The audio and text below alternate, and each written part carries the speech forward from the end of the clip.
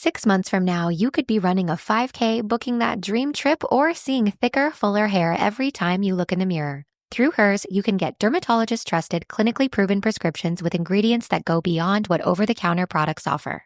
Whether you prefer oral or topical treatments, Hers has you covered. Getting started is simple. Just fill out an intake form online and a licensed provider will recommend a customized plan just for you. The best part? Everything is 100% online. If prescribed, your treatment ships right to your door. No pharmacy trips, no waiting rooms, and no insurance headaches. Plus, treatments start at just $35 a month. Start your initial free online visit today at forhers.com/deal. That's FORHERS.com/deal. Compounded products are not FDA approved or verified for safety, effectiveness, or quality. Prescription required. Price varies based on product and subscription plan. See website for full details, restrictions, and important safety information. It's Saturday the 26th of April. I'm Jamie Easton. This was a week that saw the death of Pope Francis, Russian missiles hit Kyiv, tensions rising over the local elections, and Ofcom planning new rules for online content. Grab a cup of something hot, put up your feet, and get up to speed on the 7 biggest stories of the week.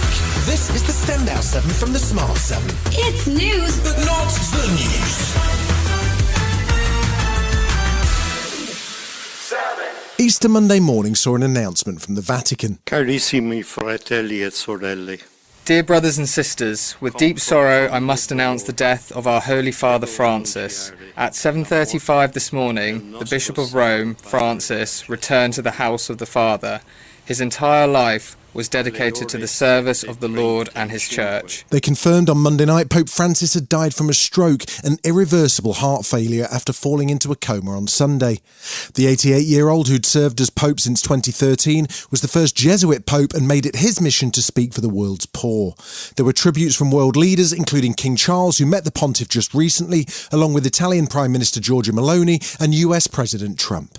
Just the previous day, after being ill for some time, the Pope had faced a packed Easter Sunday schedule, meeting with US VP J.D. Vance and using his last Easter address to speak on behalf of civilians in Gaza. His message was read by Cardinal Angelo Comastri. I think of the people of Gaza and its Christian community in particular. I appeal to the warring parties. Call a ceasefire, release the hostages, and come to the aid of a starving people that aspires to a future of peace. Details for his funeral were revealed on Tuesday, and as in life, he's intending to break with tradition and avoid the ceremonial trappings of office. Firstly, he's to be buried outside of the Vatican in a basilica in Rome's Esquilino neighbourhood and without any particular decoration. He'd also selected a simple wooden coffin rather than the traditional elaborate triple coffin, and his body will not be displayed on a platform in the church. Guests at Saturday's funeral will include Keir Starmer, Prince William, the Italian PM and Argentinian President Javier Milei. Reuters Vatican correspondent Joshua McElwee explained what happens next. Sometime Wednesday morning, we expect that mourners will be able to come into the Basilica to visit with Pope Francis, to say their goodbyes. We expect that world leaders coming for the papal funeral, including U.S. President Donald Trump and Ukrainian President Volodymyr Zelensky, will be seated in the front row or towards the front of the funeral in St. Peter's Square on Saturday morning. Thousands of people queued in St. Peter's Square in Rome on Wednesday for their chance to file past his coffin. He lay in traditional vestments as over 100 cardinals met in Rome to agree a 9-day mourning period, which means the conclave to decide his successor won't begin until at least the 5th of May. US President J.D. Vance, among the last to see him alive, has been brutally mocked online ever since, but speaking to the press on his return from India, says he didn't realise how ill the Pope was. Obviously, when I saw him, I didn't know that he had less than 24 hours still on this earth. I think it was a great blessing. He affected a lot of lives, and I try to just, remember that I was lucky that I got to shake his hand and tell him that I pray for him every day.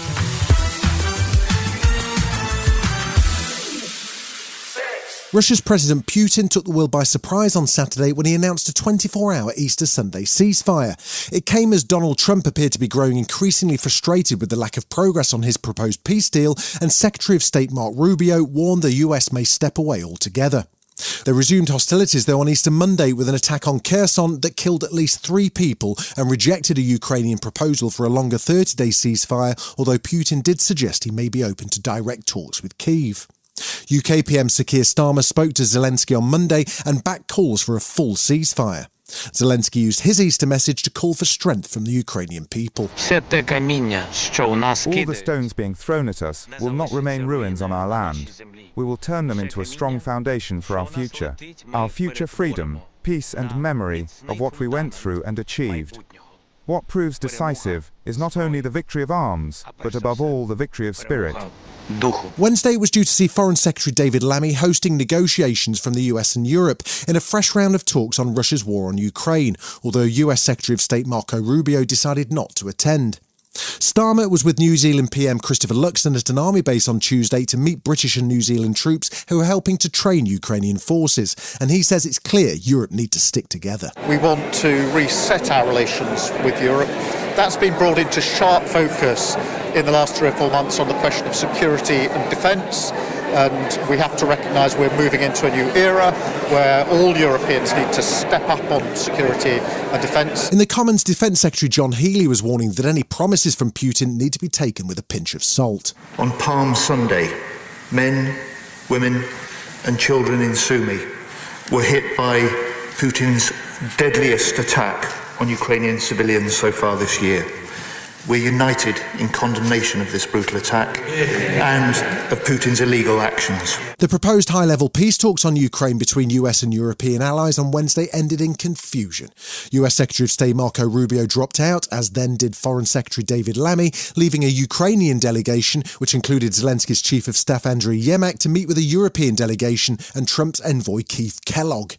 Christophe Lemoine, French Foreign Ministry spokesperson, did his best to sound positive. At the very end, the end goal of everybody is securing Ukraine and giving Ukraine a strong and durable peace plan. The Daily Telegraph had leaked details on a potential US deal proposal, which included recognising Crimea as Russian territory, a freeze on the front lines and no NATO membership for Ukraine. Zelensky wasn't happy, which inspired another Trump rant, and Marco Rubio once again threatened the US will simply walk away. This is a terrible war and it needs to end. Because it has no military solution. Russia's not just going to roll over Ukraine and take the whole country, and Ukraine's not going to push them all the way back to where they were before 2014. Donald Trump tweeted "Vladimir, stop," all in caps on Thursday, as Russia's latest attack on Kyiv killed at least 12 people early on Thursday morning.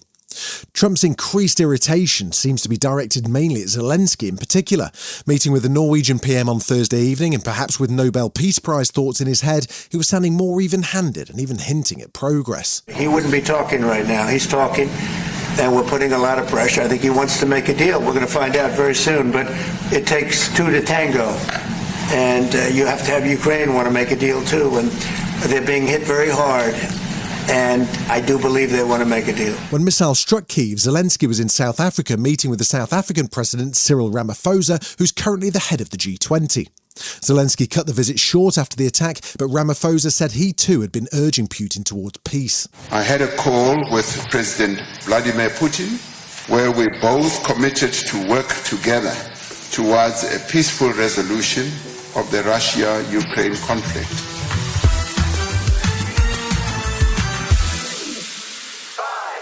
Next Thursday's polling day in the local and mayoral elections, and the looming deadline ensured things were a little tense at this week's Prime Minister's Question Time. There's been an ongoing spat all week between Robert Jenrick and Kemi Badenoch as the Justice Secretary tried to negotiate a voting pact between Reform and the Tories in a bid to save local Tory council seats and damage Labour. The actual Tory leader was more interested in challenging Starmer on the Equality Act ruling. However, he pushed back with some particularly cutting remarks on the Conservative Party's local election chances. He doesn't have the balls. The Prime Minister only tells people what they want to hear.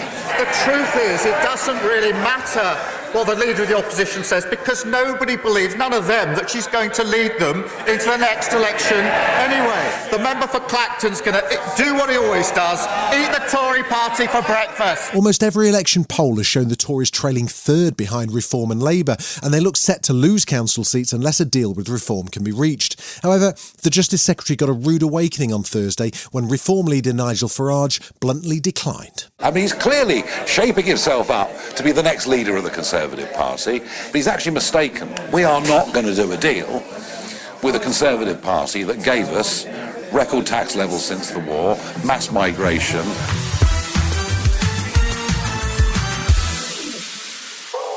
The UK Supreme Court's ruling that the definition of a woman is based on her biological sex, at least according to the 2010 Equality Act, has sparked protests and celebrations from the two sides of the debate, despite warnings from both the court and the Equality Commission that it was a specific and limited decision.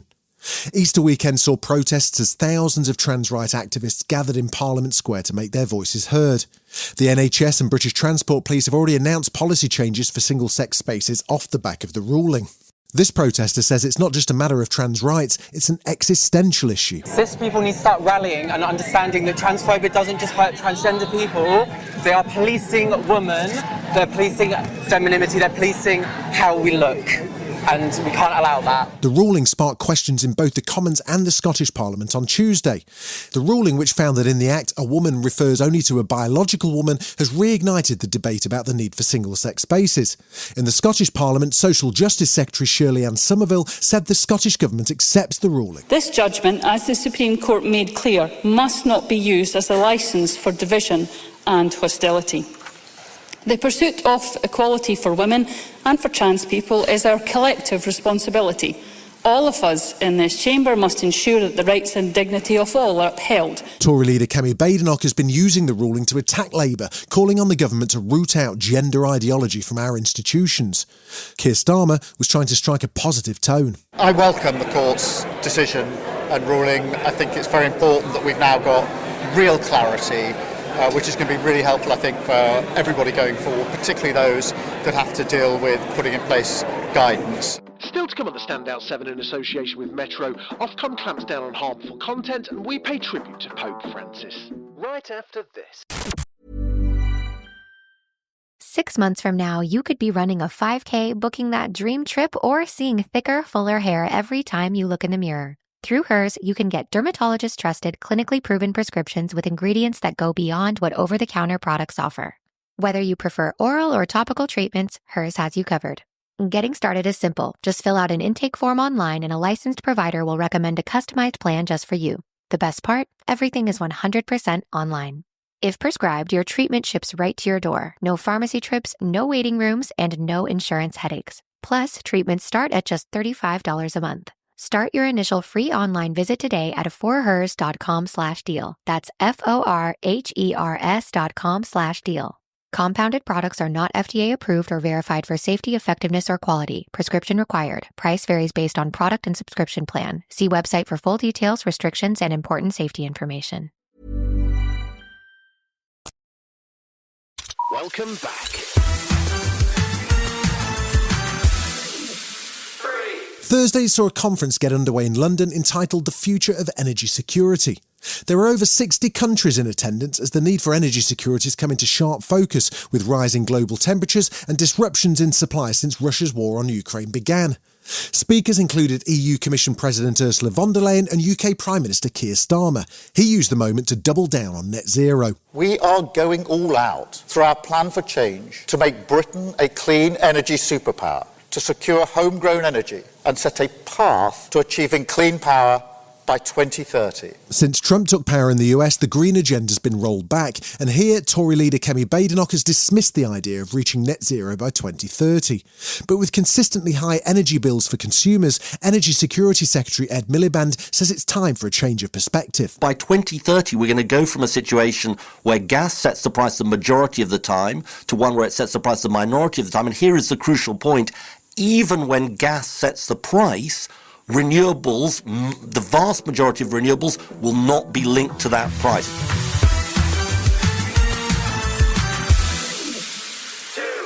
Ofcom, the content regulator, is moving to block potentially harmful content from children online. The new powers, which commence in July, are part of the Online Safety Act and will see tech companies required to block access for those who are underage or face potentially large fines. The measures will apply to what Ofcom calls the riskiest services, mainly the major social media platforms, and require what they call highly effective age checks. You can hear more on this subject in this Sunday's episode of The Smart 7 with tech guru Will Guyatt. Ofcom chair Dame Melanie Dawes says they'll give sites some leeway as to how they enforce the age checks. What we're saying is that it's suddenly not okay to just ask someone their date of birth, which is what most companies are relying on at the moment. So what we're saying is it needs to be highly effective, but it can involve lots of different systems.